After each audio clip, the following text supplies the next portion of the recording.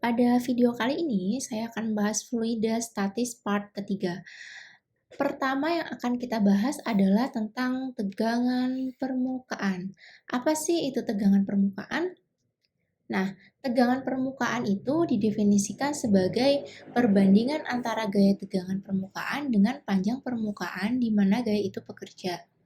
Ini ada sebuah gambar, di sini nih ada serangga yang hinggap di atas air tapi kakinya tidak tenggelam. Nah, ini yang salah satu contoh dari akibat adanya tegangan permukaan.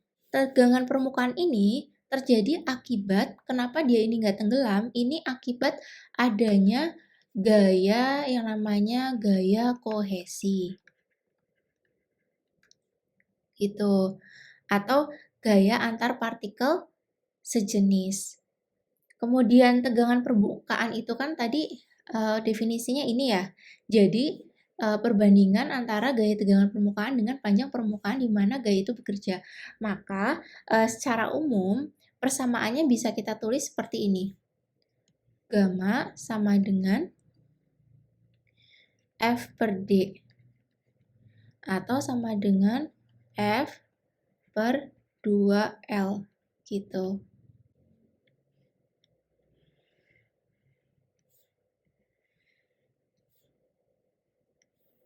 Di mana F itu sama dengan gaya, satuannya Newton, kemudian gamma ini sama dengan tegangan permukaan,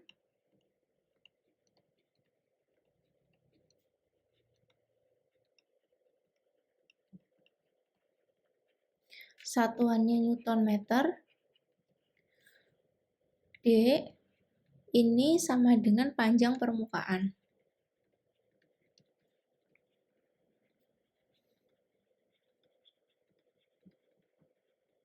Satuannya adalah meter. Seperti itu. Next. Ini ada contoh soal. Sebuah kawat dibengkokkan seperti huruf U. Kemudian, kawat kecil peki yang bermassa 0,2 gram dipasang dalam kawat tersebut. Setelah itu, kawat tersebut dicelupkan ke dalam cairan sabun dan diangkat vertikal. Jika ada lapisan tipis sabun di antara kawat tersebut, saat ditarik ke atas, kawat kecil mengalami gaya tarik ke atas oleh lapisan sabun. Agar terjadi keseimbangan, maka kawat kecil peki digantungkan benda dengan massa 0,1 gram. Jika panjang kawat peki 10 cm dan nilai gravitasinya 9,8, maka tentukan tegangan permukaan sabun tersebut. Oke, untuk ngerjain ini kita urut ya. Pertama, apa aja sih yang diketahui? Nah, kita tulis dulu yang diketahui. Pertama itu ada massa kawat ya. Di sini massa kawat.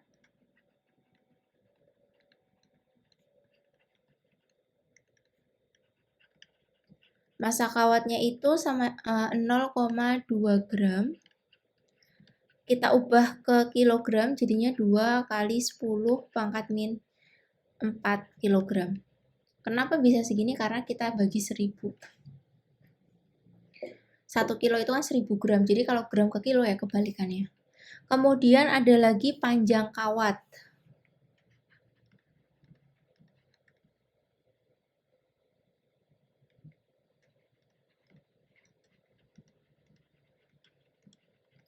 Panjang kawatnya di sini 10 cm ya. Atau kita ubah ke meter jadinya 10 pangkat min 1 meter atau 0,1. Kemudian ada lagi di sini massa benda ya, di sini massa bendanya.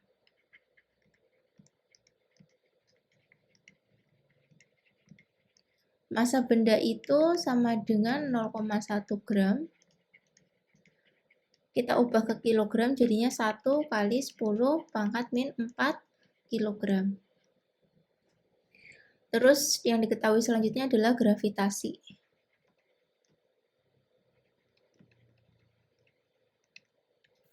itu sama dengan 9,8 meter per second kuadrat. Ditanya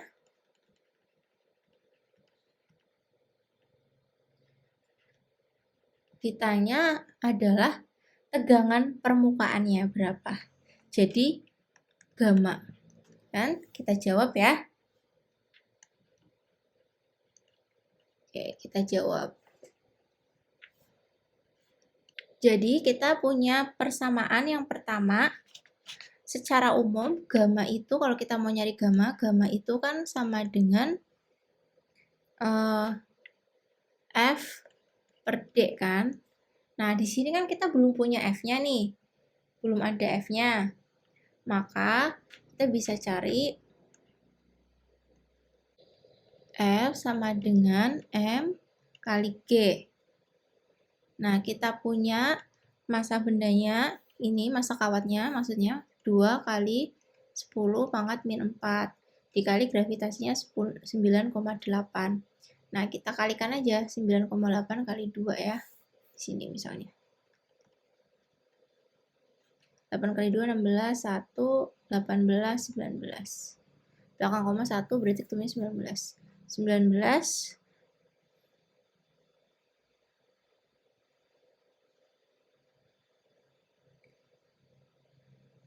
9,8 kali 2, 8 kita hitung lah ya. 8 kali 2, 16, 1.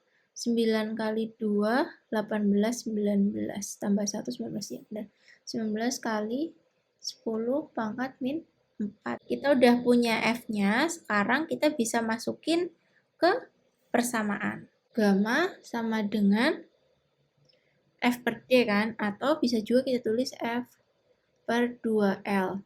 Yang ditanya di sini kan tegangan sabunnya ya, berapa permukaan lapisan sabunnya. Jadi sama dengan F-nya kita udah ketemu, 19 kali 10 pangkat min 4. Kita bagi dengan L-nya, berarti di sini L-nya adalah panjang kawatnya itu kan berarti 10 cm atau 0,1. 2 dikali 10 pangkat min 1. Jadi sama dengan 19 dibagi 2 itu kan sama dengan 19 dibagi 2. 9 ya. 18, 10. Oke, 9,5. 9,5. Ini kalau naik ke atas jadi positif, berarti di sini kali 10 pangkat min 3. Satuannya Newton per meter. Oke, ketemu. Next. Kita mau ngomongin tentang kapilaritas. Apa sih itu kapilaritas? Jadi kapilaritas adalah peristiwa naik turunnya zat cair pada celah sempit atau pipa kapiler. Tuh. Nah, kapilaritas ini terjadi akibat gaya kohesi dan gaya adhesi. Jadi ada dua. Kohesi dan juga adhesi gitu ya. Setiap fluida memiliki tegangan permukaan dengan meniskus berbeda. Meniskus berbeda ini yang disebut dengan gejala kapilaritas. Oke, kita cari tahu dulu pengertian dari kohesi dan adhesi. Kohesi adalah gaya tarik-menarik antar partikel sejenis, contohnya antar partikel air. Nah, kalau antar partikel air itu namanya kohesi karena tarik-menariknya sejenis. Kalau adhesi, gaya tarik-menarik antar dua partikel, contohnya fluida dengan dinding tabung. Itulah, itu namanya adhesi. Kemudian ada juga yang disebut dengan sudut kontak. Adalah sudut yang dibentuk oleh pertemuan antara permukaan fluida dengan dinding tabung. Nah, ini dia. Ini yang disebut dengan sudut kontak, permukaan fluida dengan dinding tabung. Di sinilah sudut kontak. Nah, jika kohesinya, tadi kohesi itu kan tarik-menarik partikel yang sejenis ya. Nah, ini kohesi. Kohesinya di sini lebih besar daripada adhesi, maka tetanya lebih besar dari 90 dan terbentuk meniskus cembung. Jadi meniskusnya cembung kalau kohesinya lebih gede dari adhesi. Terus sebaliknya, jika kohesinya ini lebih kecil daripada adhesi, maka tetanya kurang dari 90, maka terbentuklah meniskus cekung. Contohnya ini air. Kalau yang pertama tadi yang meniskus cembung itu contohnya raksa. Jadi kalau pada raksa, kohesinya itu lebih besar. Gaya tarik-menarik antar partikelnya itu lebih besar daripada dengan air. Kayak gitu ya. Nah, kita juga bisa tulis tadi jika kohesi lebih besar dari adesi, maka kita bisa menentukan tinggi hidrometer yang tercelupnya tuh berapa gitu. Jadi kita bisa nentuin pada kasus ini kita bisa menentukan tinggi hidrometer yang tercelup. Jadi kayak gini caranya. HBF itu sama dengan M per A kali rho F.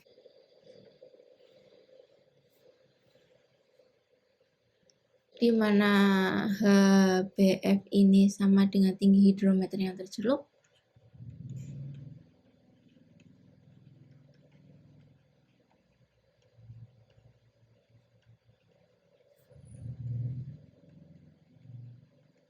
Ini satuannya meter. Kemudian M adalah massa hidro. Ini kilogram. Kemudian A adalah luas penampang hidrometer.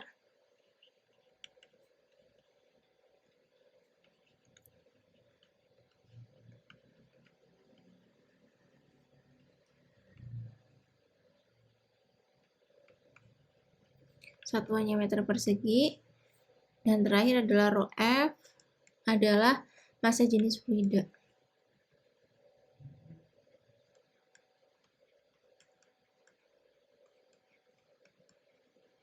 Satuannya kilogram per meter kubik. Nextnya, nah ini. Pada peristiwa, ini masih lanjutan kapilaritas ya. Pada peristiwa kapilaritas naik, gaya kohesinya itu lebih kecil daripada gaya adesinya. Jadi gaya kohesi lebih kecil dari gaya adesi. Nah, pada permukaan air terjadi meniskus cekung. Jadi pas airnya naik, meniskusnya cekung. Kenapa cekung? Karena di sini ada gaya kohesinya lebih kecil daripada gaya adesi. Oleh sebab itu, sudut kontaknya theta ini kurang dari 90 atau theta ini lebih besar dari 0 kurang dari 90. Di sini sudut kontak tuh di sini. Air pada pipa naik sejauh H. Jadi yang diukur ketinggiannya dari sini ke sini. Gitu. Ini pada kasus air ya, air. Kemudian kalau pada raksa gimana? Nah, pada peristiwa kapilaritas air raksa ini terjadi kapilaritas turun. Nah, kenapa bisa turun? Karena gaya kohesinya lebih besar daripada gaya adesinya. Jadi, tarik-menarik antar partikelnya ini lebih gede daripada gaya adesinya. Kemudian pada permukaan raksa terjadi meniskus cembung. Jadi meniskusnya itu cembung. Sudut kontaknya otomatis karena dia cembung berarti tetanya lebih gede dari 90 atau theta lebih gede dari 90 lebih kecil dari 180. Nah, raksa pada pipa turunnya sejauh H gitu. Dari sini ke sini. Nah, besarnya kenaikan ya. Besarnya kenaikan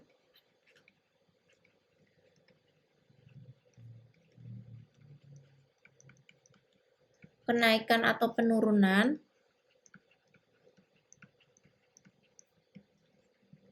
zat cair dalam pipa itu rumusnya H sama dengan 2 gamma cos theta per rho GH. Nah, ini rumus umumnya.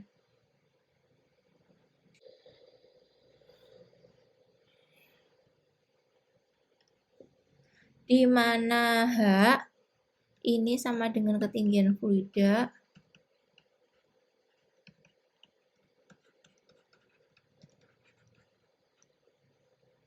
yang ketinggian fluida pada pipa kapiler satuannya bisa meter gitu.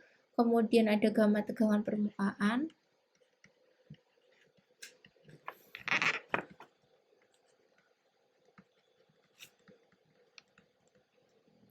Satuannya Newton per meter. Kemudian theta itu sama dengan sudut kontak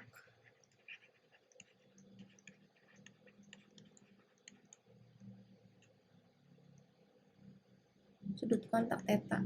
Selanjutnya rho itu sama dengan massa jenis fluida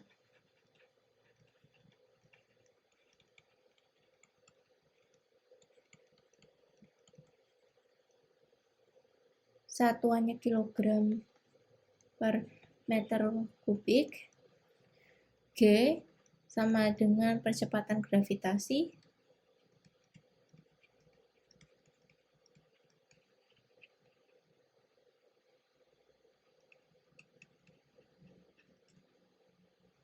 Satuannya meter per second kuadrat. Selanjutnya adalah gejala kapilaritas dalam kehidupan sehari-hari.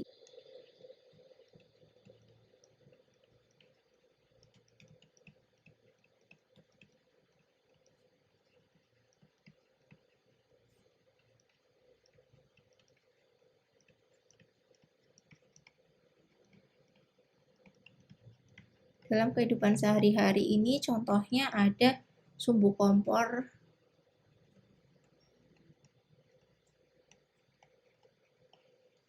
dan minyak. Kemudian ada juga tisu yang dibasahi ujungnya.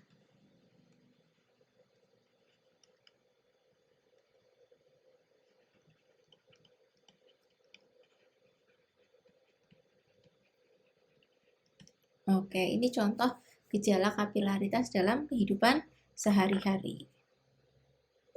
Next, ini ada contoh soal ya. Pada sebuah pipa kapiler punya diameter di sini 0,6 mm, lalu dimasukkan secara tegak lurus ke dalam sebuah bejana yang berisi air raksa. Oke, rho-nya sekian, sudut kontak raksa dengan dinding pipa yaitu 140 derajat, apabila tegangan permukaan raksanya adalah 0,6. Maka berapa penurunan raksa dalam pipa kapiler? Oke, di sini udah ada gravitasinya 9,8. Sekarang kita kerjain dari diketahui dulu ya. Diketahui diameter berarti D ini 0,6 mm.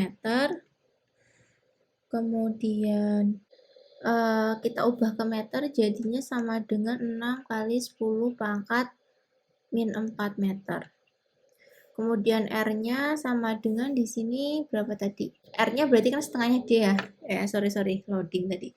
3 kali 10 pangkat min 4 meter ya R-nya jadinya. Terus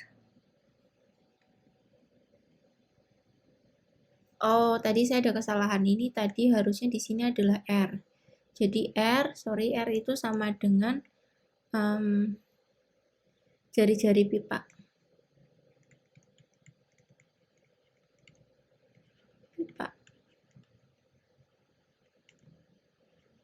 Ini satuannya meter.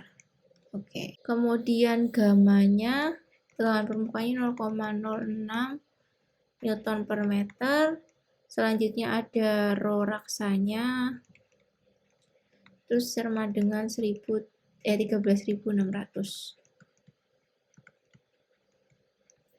per meter persegi per meter kubik. Selanjutnya kita punya percepatan gravitasinya 9,8 meter per second kuadrat.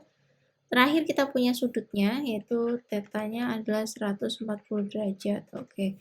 Yang ditanya adalah penurunan permukaan raksa di pipa kapiler, berarti H turun.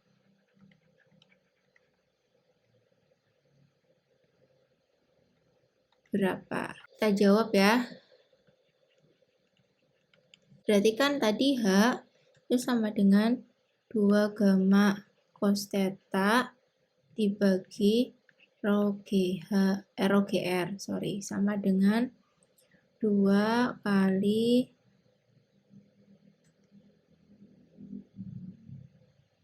gamanya 0,06 cos 140 derajat dibagi rho-nya 13.600 dikali G-nya 9,8 dikali R-nya 3 kali 10 pangkat min 4. Oke, sama dengan 0,06 kali 2. Ini saya berarti 12,1 0 kali 2 0 1 0 8,2 berarti 0,12 kali cos 140. Kalian bisa lihat di tabel ya. Cos 140 itu sama dengan minus 0,197 dibagi 13.600 kali 9,8 kali 3 kali 10,14. Oke, 13.600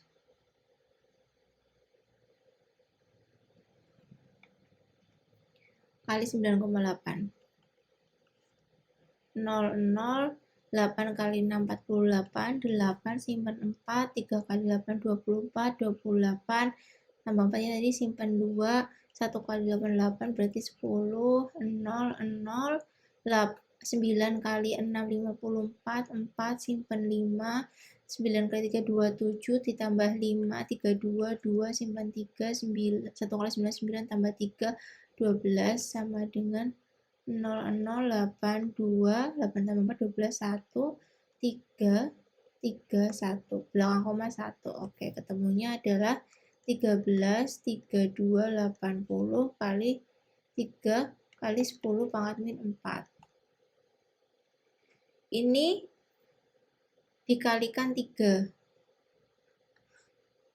0, 8 kali 3, 4, 24 ya, simpan 2, 8, 2 kali 3, 6, tambah 2, 8, 3 kali 3, 9, 3 kali 3, 9, 1 kali 3, 3. Oke, belakang koma, ini kan dikalikan 10 pangkat 4, berarti bagi 10.000, berarti ketemunya komanya di sini ya, 10.000. 3, 0, 0,12 dikalikan 0,197 dulu. Ini pakai kalkulator ya saya ya. Jadi langsung ketemunya adalah 0 minus 0,092. Nanti kalian bisa coba sendiri. Yang ini kalian kalkulator. Bagi 39,98. Saya pakai kalkulator. Ketemunya minus 0,0023. Nah, satuannya di sini berarti milimeter. Oke deh. Nah, angka negatif ini menunjukkan penurunan gitu. Penurunan arah atau penurunan si raksanya itu. Gitu. Oke, paham ya? Next. Selanjutnya kita membahas tentang viskositas. Apa sih itu viskositas?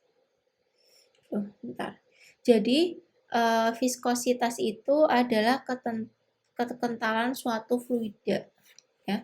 Jadi, viskositas itu adalah kekentalan suatu fluida. Kekentalan, ini saya tulis di sini ya.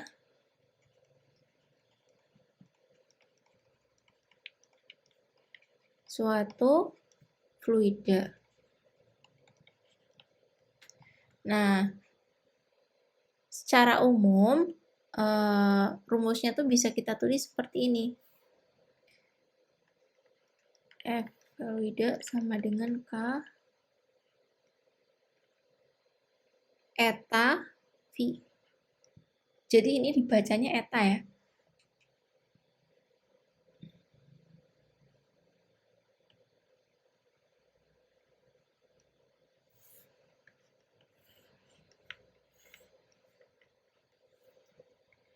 Di mana F ini sama dengan gaya gesek fluida.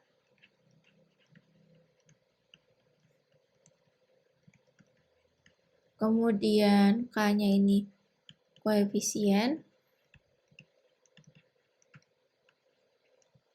Eta ini sama dengan koefisien viskos.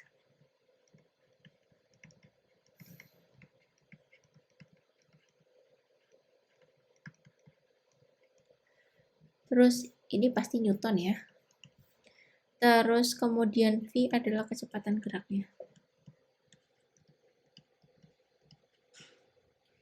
Ini meter per second. Kalau yang ini PAS. Pascal second. Oke. Kemudian kalau misalnya bendanya berbentuk bola gimana? Kalau bendanya bola,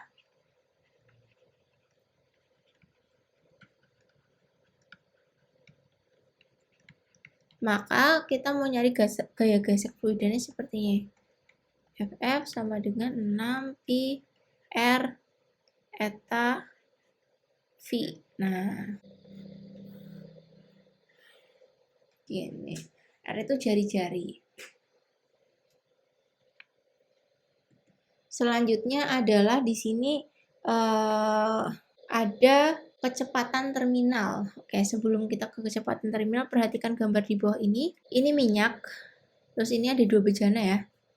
Ketika ini dikasih benda, ini ada minyaknya ya, ini dikasih benda, ini maka akan ada gaya ke atas dan gaya fluida, kemudian ada gaya beratnya ke bawah. Jadi pada kasus ini sigma F itu sama dengan 0, maka ini W, M kali G ini dikurangi FA min FF sama dengan 0. Maka kalau kita mau nyari gaya fluidanya, sama dengan MV dikurangi FA, gitu. Ketika benda ini bergerak pada kecepatan terminal, pada benda tersebut bekerja 3 buah gaya. Jadi di sini nanti ada 3 buah gaya. Ada gaya berat. Nah, gaya berat tuh yang ini tadi. Ada bendanya, makanya ada gaya berat. Kemudian ada gaya ke atas oleh fluida. Gaya ke atas oleh fluida. Kemudian ada gaya gesek fluida.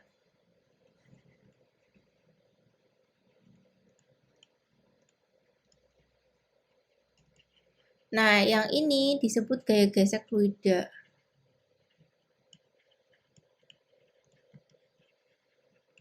Sedangkan yang ini gaya ke atas. Gitu ya. Secara umum persamaannya bisa kita tulis seperti ini jadinya. T sama dengan 2 per G R kuadrat min G per eta rho B dikurangi rho F. Rho B berarti massa jenisnya benda, rho B berarti massa jenisnya benda, sedangkan rho F ini massa jenis fluida gitu ya. Oke deh. Nah, VT ini yang disebut dengan kecepatan terminal.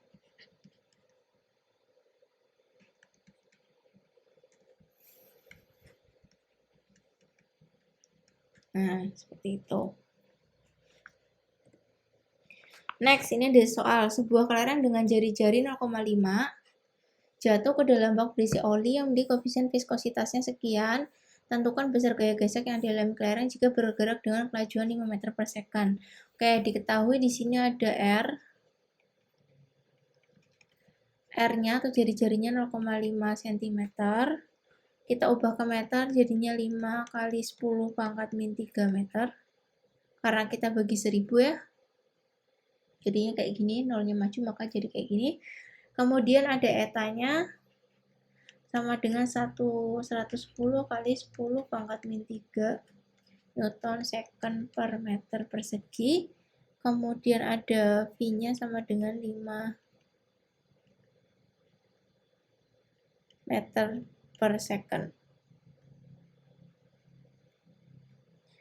Ditanya F fluidanya berapa, gaya gesek fluidanya. Maka kita bisa tulis di sini, kita jawab F fluida itu sama dengan rumusnya tadi kan 6 pi R eta V ya. Kali 3,14 dikali 5 kali 10 pangkat min 3 dikali 110 kali 10 pangkat min 3 dikali 5. Nah, ini saya ngitungnya langsung ya pakai kalkulator. Ketemunya 51,8 kali 10 pangkat min 3 Newton. Oke deh, kayak gitu. Nanti kalian bisa cek sendiri apakah hitungan saya benar atau salah. Silahkan tulis di kolom komentarnya. Kalian coba untuk hitung ulang. Sampai di sini dulu video kita hari ini. Sampai jumpa lagi di next video pembelajaran fisika dan juga matematika. Semoga bermanfaat. Silahkan bagikan supaya bermanfaat lebih luas. See you next time. Thank you. Terima kasih.